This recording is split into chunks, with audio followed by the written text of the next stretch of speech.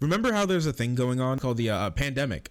And during this pandemic, as the federal government has dragged its feet, and as 20 and even counting GOP senators have said that they will never commit to passing another stimulus bill. As Pelosi has said time and time again, even 7 months after the CARES Act 1 passed, where she didn't get any state or municipal government funding, she'll say she'll get it, as all of her as all of her colleagues on the right side of the aisle have said that they have no want or care for passing another bill. As that's happening, as the what was it? The 100-something day eviction moratorium, 120-day eviction moratorium lapsed months ago. Once that lapsed, we had a massive eviction crisis. We covered that, but now we have a second wave of eviction crisis. And some may even argue that the eviction crisis never even stops. Walk through this article with me. Landlords lobbyists launch legal war against Trump's eviction moratorium, aiming to unwind renter protections. So landlords, they looked at this situation. They're like, damn, people are losing their jobs. Man, families are getting kicked out into the street. People are dying. This would be a great time to get my fucking rental property back. So what they did is stage an all-out assault on the eviction moratorium, and Trump putting through another moratorium that ends at the end of the year to stop renters from being able to kick out rentees solely because that they cannot pay. Let's read this article for a second.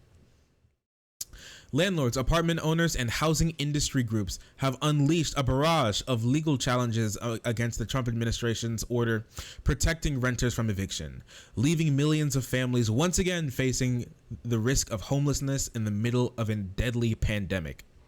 Over the past month, an array of lawyers and lobbyists have inundated federal, state, and local courts. They sought to stop renters from invoking the federal ban, and in some cases, they tried to quash the policy altogether, arguing that the government did not have the authority to issue it in the first place.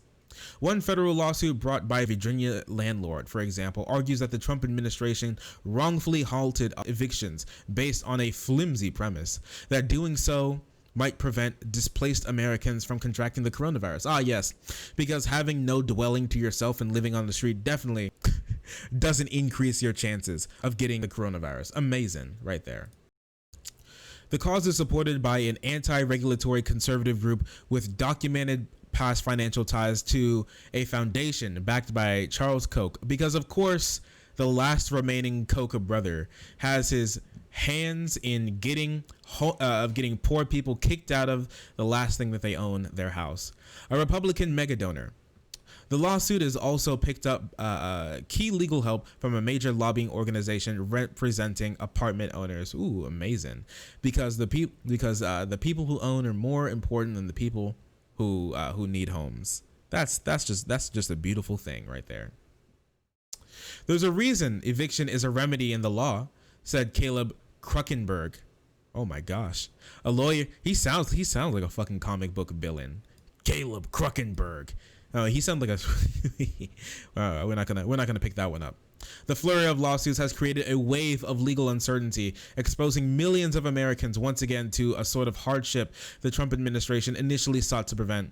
Federal officials tried to clarify some of the ambiguity in a policy guidance issued late Friday, but the update instead appeared to give landlords a clear green light to start eviction proceedings against some cash-strapped renters, even though a moratorium remains in place until the end of the year. So basically what the Trump administration said, because landlords got their panties in the twist, basically what they said was that, hey, listen, we know that you're really mad that you can't kick that new family who lost their job out into the street because they can't pay in the middle of a deadly pandemic. We all know that. And as unemployment claims start to rise, and millions of Americans are now finding themselves not being able to even afford food, and 1 in 3 Americans say that they could face foreclosure or eviction in the next 2 months. We know that's a thing, but you really want your money. So what we're thinking is that you can start eviction proceedings, which means that these people can now send out eviction notices and everything and try to fear people into leaving their homes before the eviction moratorium is over, right? Before the eviction moratorium is over, and try and scare them into doing that, and pressure them to leave before they can legally kick them out. So now lots of people are getting harassed by their landlords, being threatened by their landlords. Some landlords aren't even making them aware that the eviction moratorium is still happening. So even when they don't have to move, some people are being coerced into moving now. And this has caused like another massive problem amid the already extreme problem of the eviction, of the pandemic. Just another massive on top of it, on top of people dying, on top of people losing their homes, on top of people losing massive parts of their life. Now they may even lose their homes. And 40 million Americans right now can possibly be evicted. It's incredible, and so many Americans are behind on their are behind the payments. It's now totaled around $34 billion. $34 billion that renters are behind, and landlords are knocking on doors, trying to kick people out, trying to coerce people into paying up when they don't even have anything, right? And listen, like I said before, I don't have any strong feelings necessarily towards just the idea of landlords, right? But in the way that they operate here, to be like the owning class with so much capital and then wield it for against poor people to kick them out of their homes is nothing short of abominable. Is nothing short of something we'd see in a failed state. I don't think this is arguable. To like kick people out in the middle of the street, in the middle of a pandemic, as once again people forget or they don't notice, here in these states, cases and deaths are starting to rise again.